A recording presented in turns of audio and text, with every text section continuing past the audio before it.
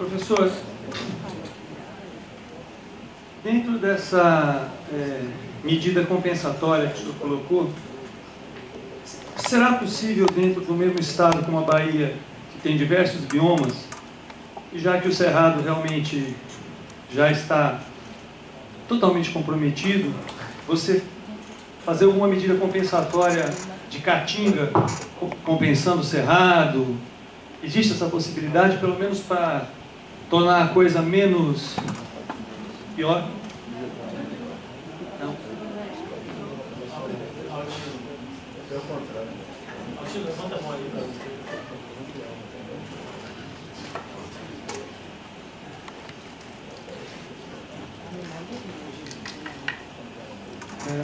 Bom, eu estou querendo ir na contramão aqui. A Dulce perguntou se a gente tem futuro. Eu queria começar dizendo que a gente não tem futuro. Nosso futuro, vocês podem pintar da cor que quiser. Mas eu começaria dizendo para vocês, e o TOSA daqui presente, o TOSA da Secretaria Estadual de Meio Ambiente, e o TOSA, ele está participando, coordenando um grupo que está sobre os agrotóxicos. O Brasil consome 5,6 quilos de agrotóxico cada um de nós. É isso, Tosa? Vocês já pensaram que vocês, cada vez que se alimentam, vocês estão se contaminando? Já pensaram nisso? Ou não pensaram? Aí a gente está aqui preocupado com o Código Florestal, que é uma bomba. Mas a gente não devia estar tão preocupado com o Código Florestal porque a base de sustentação de Dilma é uma bancada ruralista, gente. Então, por que está preocupado com o Código Florestal? Né? E está aí, preocupado. Tá. Quer dizer, primeiro porque a população não se mobiliza, né? E aí, qual é o futuro que a gente tem através da educação? Uma educação que não politiza, uma educação que não educa para a cidadania. Eu sou professor da universidade e aqui não tem isso, gente. Pelo menos aqui na UFBA não tem isso. Não tem. Não politiza e não discute cidadania. E olha que cidadania já é um conceito complicado. Então, como é que vocês querem ter futuro? Querem que gente faça alguma coisa? É para ficar de botar. Isso mesmo. Isso mesmo. Então, não tem perspectiva. E com a geração que está aí, pior ainda, e com a geração que está aí, formando os outros que estão aí. O povo que está entrando na universidade aqui para ensinar, o pessoal que está despolitizado e está despolitizando quem está entrando. Fora os que estão despolitizados dentro da universidade há mais tempo. Então, aí quando pinta um negocinho assim, tipo o Código Florestal, fica todo mundo alvoroçado, agoniado, tal, vai acabar com aquela cantinha. Gente, o Brasil é das últimas fronteiras mundiais em termos de recursos naturais. O capital está aí para pegar e sair.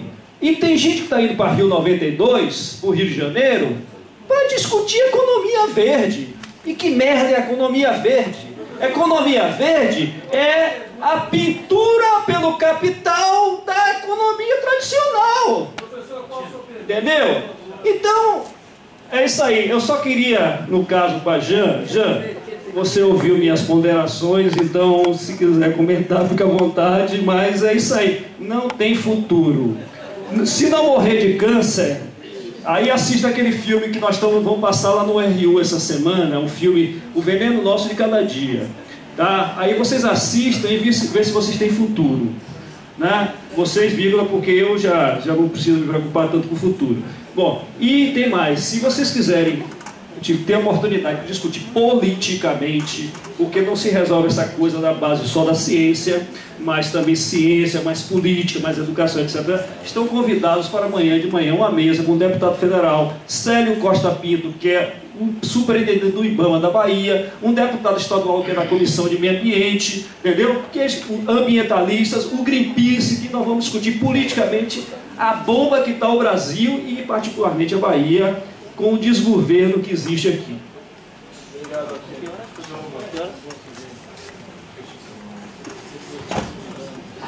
Boa noite. Obrigado, Jean, pela palestra. Obrigado por esses 2 anos aí de luta, né? De ter investido esforços para qualificar o debate, né?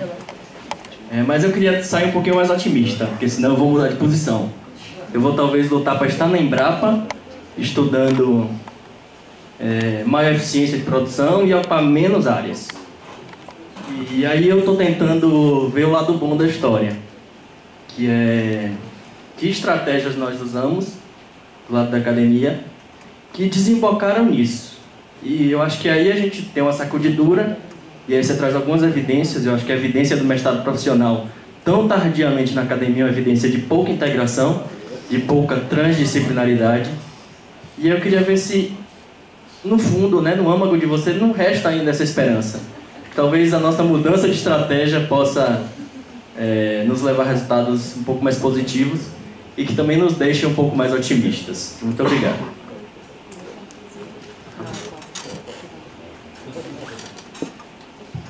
Bom, compensação não pode ser feita entre biomas, né? O Virgílio Viana era um grande defensor de haver compensação entre biomas diferentes.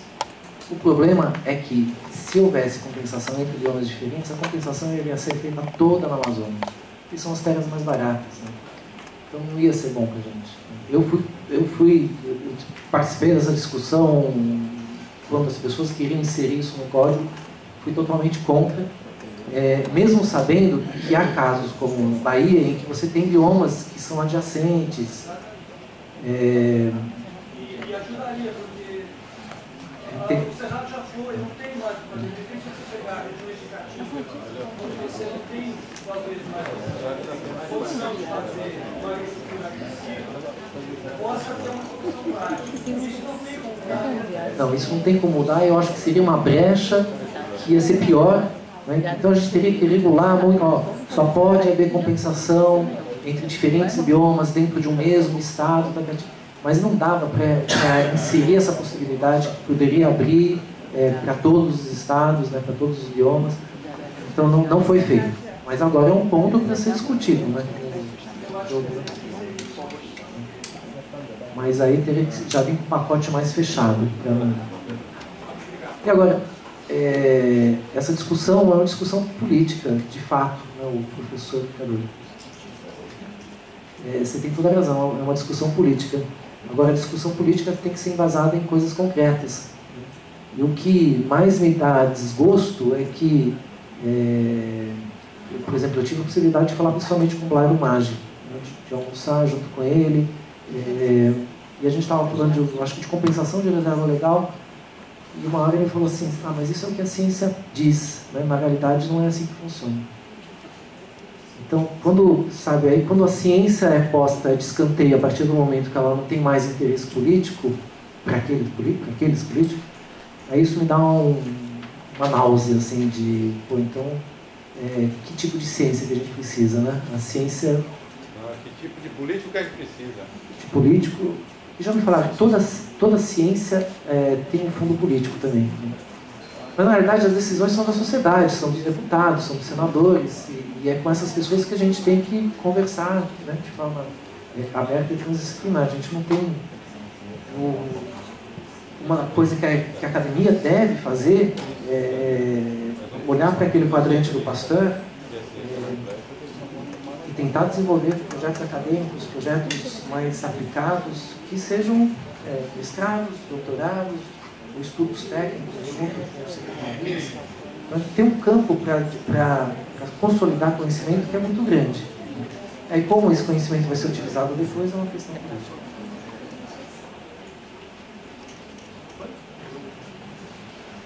Então, só para fechar, ela e o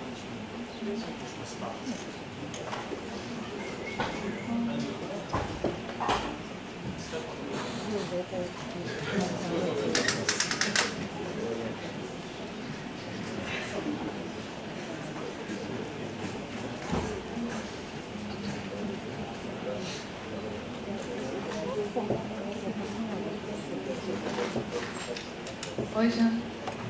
Na verdade, é só um comentário, né? Tenho ouvido as falas de muitos colegas que estão aqui mas eu queria falar que nós somos privilegiados por estar aqui discutindo o Código Florestal, né? Houve coisa de que a população não se mobiliza, da professora Joaquina, que diz que tem que contagiar quem está em volta. Eu conversando aqui com um colega, né, que eu estava falando com minha faxineira, passou alguma coisa na televisão sobre o código, a mudança do Código Florestal, e aí no final da reportagem eu falei, eu tenho até que ver uma palestra sobre isso. Ela perguntou, e vai melhorar as bolsas família lá na zona rural? Ou seja, a população não se mobiliza porque ela não sabe. A colega foi para o curso de Direito para poder entender melhor as mudanças. Então, imagina para um povo que está na base. Então, também, Leonardo estava questionando o papel das mídias, né? Será que não faltou esclarecer melhor essa população, essa massa, né? Sobre essas mudanças? Será que não falta esclarecer o valor da floresta de pé no bolso de cada um, na vida de cada um, principalmente de quem está aqui nas cidades? Então, eu acho que nós vivemos um momento histórico muito difícil, né? Tão difícil quanto na época da ditadura, que é mudar a mentalidade do povo.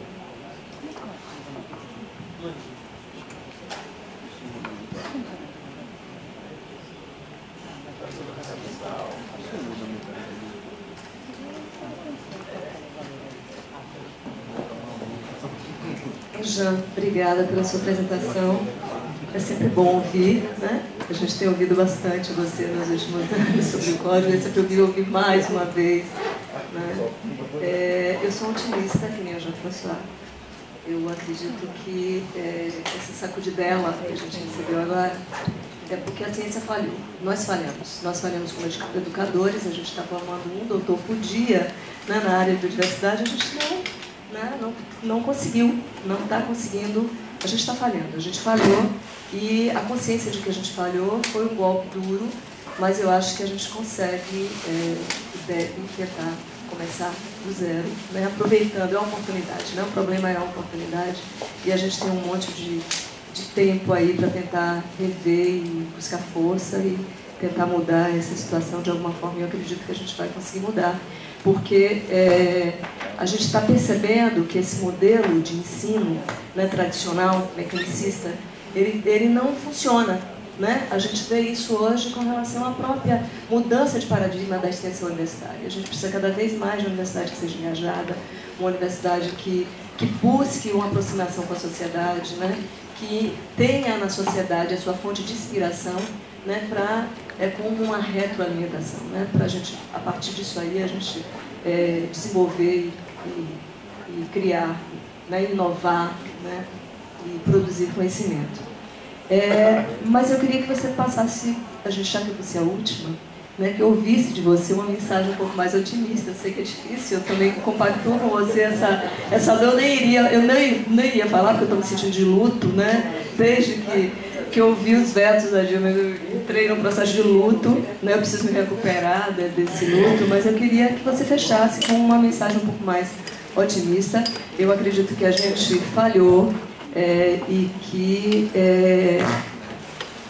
o que a gente faz, né? Como educador para ter um cientista, formar um cientista que consiga de fato ter uma inserção e uma transformação na sociedade. Porque, como você colocou muito bem, o cientista, ele sabe que nós somos ingênuos, né?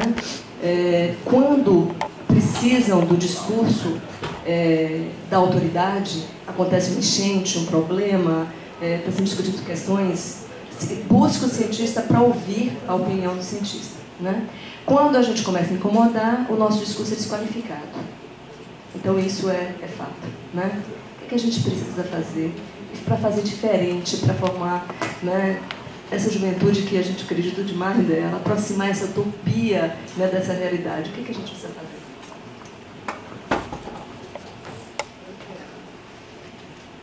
Obrigado, Blandina, Giovana, pelas palavras.